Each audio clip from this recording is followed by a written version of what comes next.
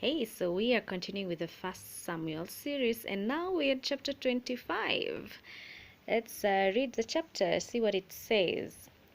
Now Samuel died, and all Israel assembled and mourned for him, and they buried him at his home in Ramah. Then David moved down into the desert of Paran. A certain man in Maon who had property there at Carmel was very wealthy. He had 1,000 goats and 3,000 sheep which he was shearing at Carmel. His name was Nabal, and his wife's name was Abigail. She was an intelligent and beautiful woman, but her husband was surly and mean, and in his dealings he was a Calebite. While David was in the wilderness, he heard that Nabal was shearing his sheep. So he sent 10 young men and said to them, "Go up to Nabal at Carmel and greet him in my name. Say to him, long life to you, good health to you and your household, and good health to all that is yours. Now I hear that it is sheep shearing time. When your shepherds were with us, we did not mistreat them, and the whole time they were at Carmel, nothing of theirs was missing. Ask your own servants, and they will tell you. Therefore be favorable toward my men, since we come at a festive time. Please give your servants and your son David whatever you can find for them." When David's men arrived, they gave Nabal this message to David in David's name. Then they waited. Nabal answered David's servants, "Who is this David? Who is this son of Jesse? Many servants are breaking away from their masters these days. Why should I take away from why should I take my bread and water and the meat I have slaughtered for my sharers and give it to men coming from who knows where?" David's men turned around and went back. When they arrived, they reported every word. David said to his men, "Each of you strap on your sword." So they did, and David strapped his on as well. About 400 men went up with David, while 200 stayed with the supplies. One of the servants told Abigail, Nabal's wife, "David sent messengers from the wilderness to give our master his greetings, but he hurled insults at them. Yet these men were very good to us. They did not mistreat us, and the whole time we were out in the fields near them, nothing was missing. Night and day they were a wall around us, and the whole time we were herding our sheep near them. Now think it over and see what you can do, because disaster is hanging over our master and his whole household. He is such a wicked man that no one can talk to him." Abigail acted quickly. She took 200 loaves of bread, 2 skins of wine, 5 dressed sheep, 5 seahs of roasted grain, 100 cakes of raisins, and 200 cakes of pressed figs, and loaded them on donkeys. Then she told her servants, "Go on ahead, I'll follow you." She said, but she did not tell her husband Nabal.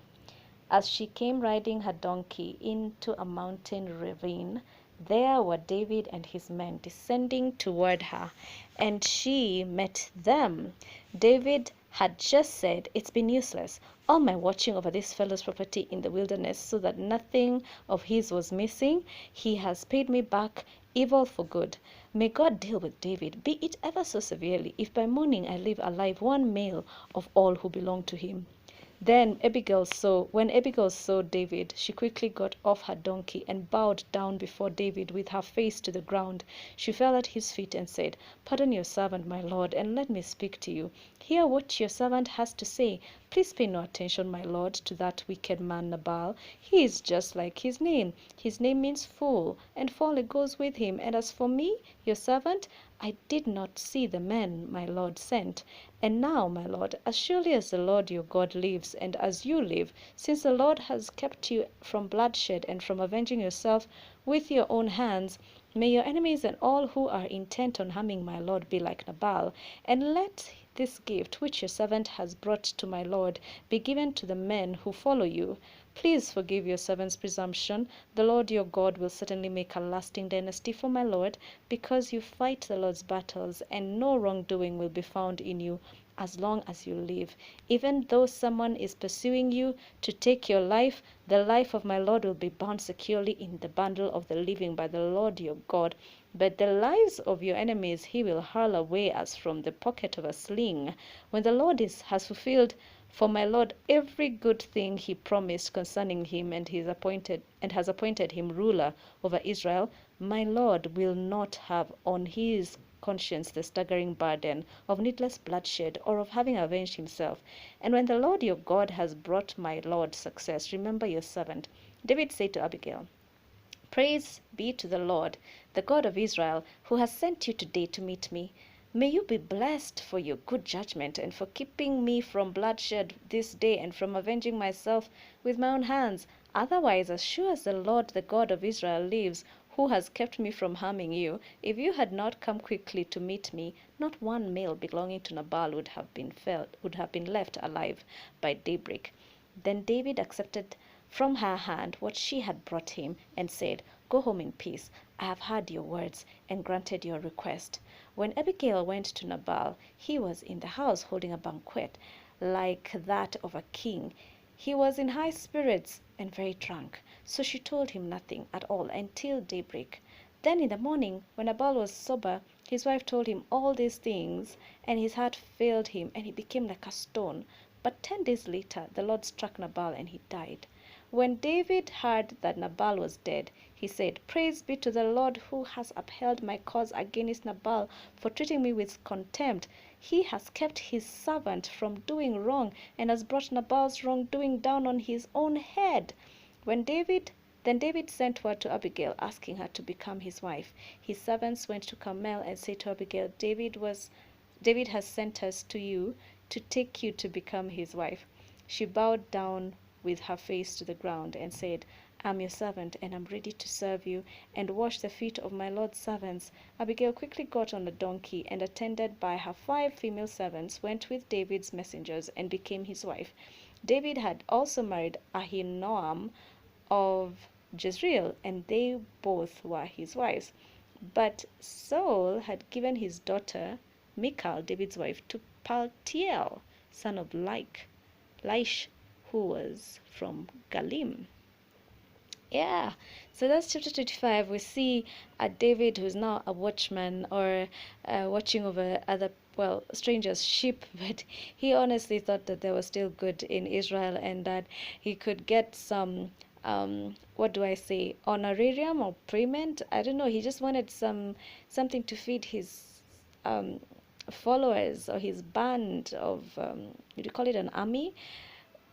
In this festive season, and we're just from a festive season, and it would be interesting to see this play out in real life, where there's a man out there somewhere who's been watching over your property. You had no idea, and he tells you, hey, I've been watching over your stuff while you were away, and none of it got lost, and my men were watching over it because we just wanted to. And now that it's a festive season, how about yeah, you just you know so he sent his men, and the men were astounded. That response they got was like, who is David? Who knows who has come from? He's been, busy rebelling from his employer, so I'm not gonna give him anything. So they went away without even one piece, even a leg of a goat. And on top of that, the language that they received was quite something.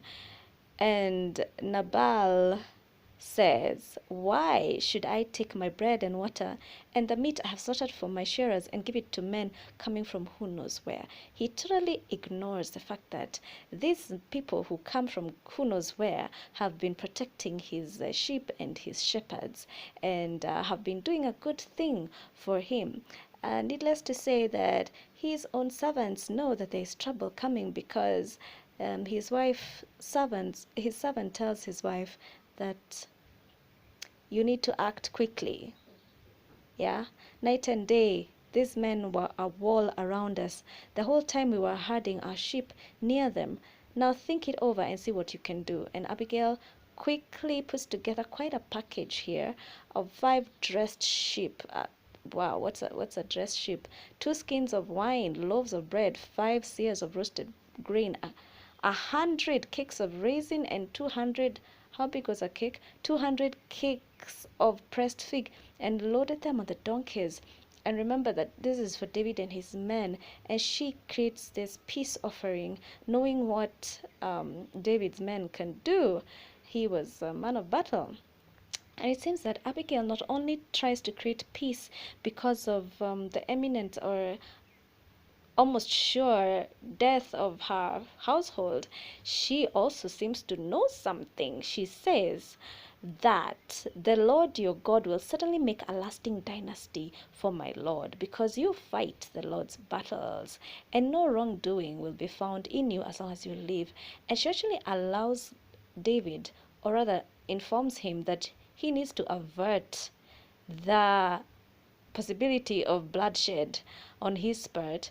And he says that my Lord will have no bloodshed, innocent bloodshed will not be found on you. My Lord will not have on his conscience the staggering burden of needless bloodshed or having avenged himself. And when the Lord your God has brought my Lord success, remember your servant. And he does. He remembers her and marries her. But meanwhile, the Lord took care of things, and David did not avenge for himself what the treatment that he got from Nabal. Instead, Abigail told Nabal, her husband, everything that happened. And it says that when Nabal was sober, that's the following day, his wife told him all the things, and his heart failed him. So is it like a heart attack? I don't know. And he became like stone. About 10 days later, the Lord struck Nabal and he died. So it's a very short time. It's only 10 days later. It's less than 2 weeks. And David heard about it, and he says this. He says,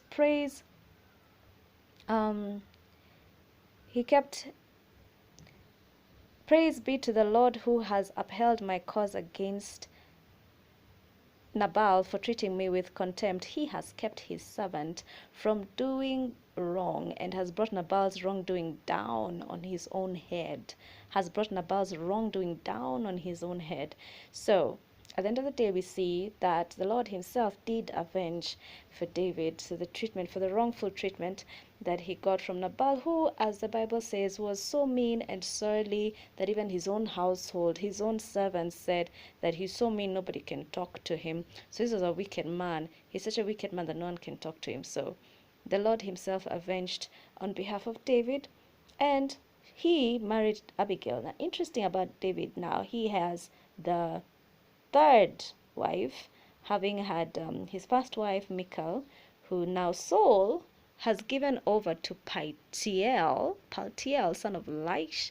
Who does that? I mean, this is your daughter. You just given her to somebody else anyway. So Saul decided to give over his own daughter, to another man, totally disregarding the fact that she was already married to somebody else. But anyway, and David now has a wife called Ahinoam of Jezreel, and now there is Abigail, who in her attitude is just totally outstanding.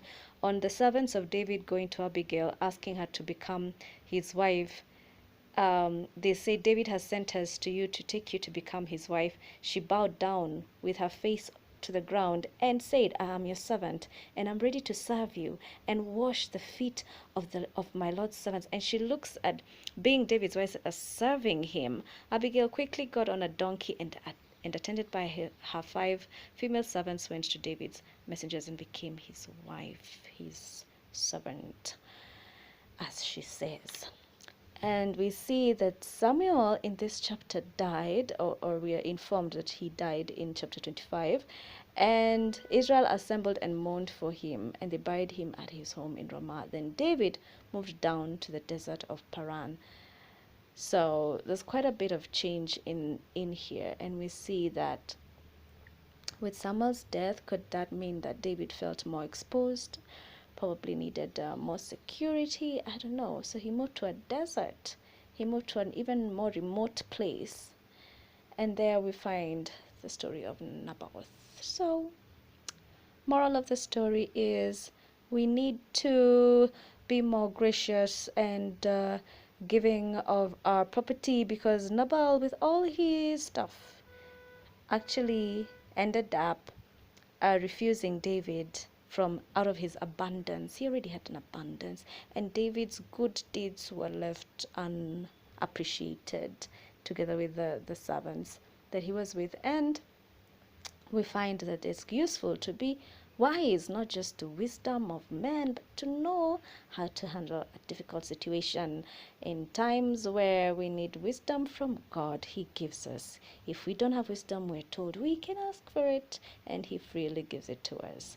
Abigail not only talked her way out of getting a thorough, I don't know, a backlash from David, but she also won his heart. She actually won David's heart because she averted him from sinning, from avenging. And that's something that she probably had as a principle herself, not to avenge. So she knew that that was the godly thing to do, it was the proper thing to do. And she acknowledges that David was going to be king and that the Lord was with him. And that's information that only she could have had in her heart. In her heart. She kept it in her heart. And this virtue comes out of her lips, from her heart, when this difficult situation comes out. So in difficult situations, our true character will always come out. For Naboth, he was true to himself. He was true to his character. He sent away the servants of David, as was his character. And for Abigail, as her character was genuinely generous and graceful and gracious, and it says that she was beautiful and intelligent, we see it come out very clearly in this story. And David definitely appreciated that. So we move on to chapter 26 next.